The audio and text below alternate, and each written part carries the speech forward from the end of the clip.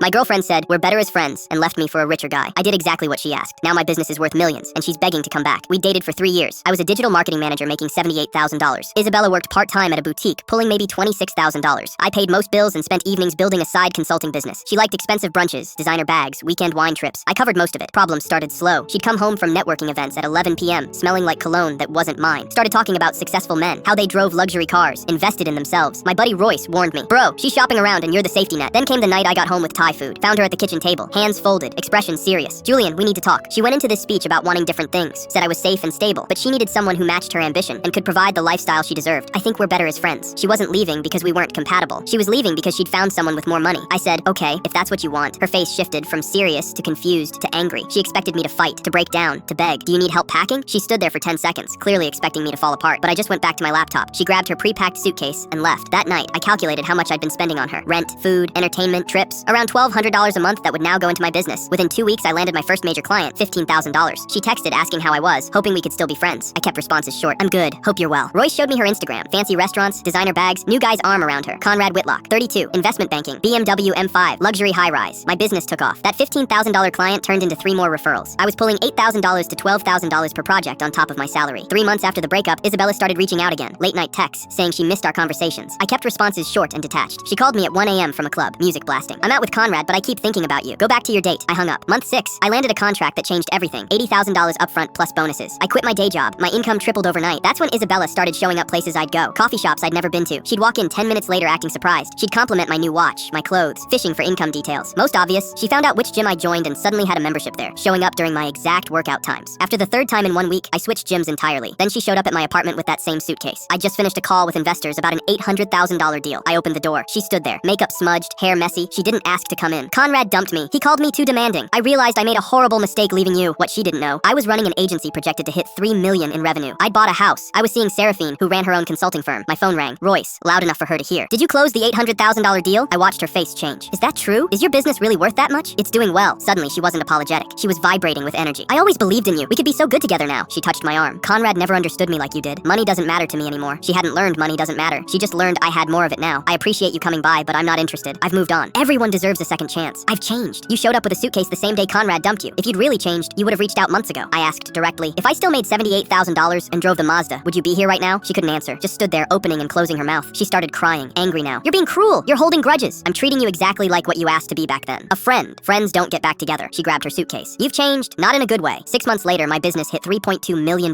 I'd moved into my house, picked up a Mercedes. Seraphine and I were planning Europe. I heard Isabella moved back with her parents, working at a call center. I just felt grateful she'd left when she did.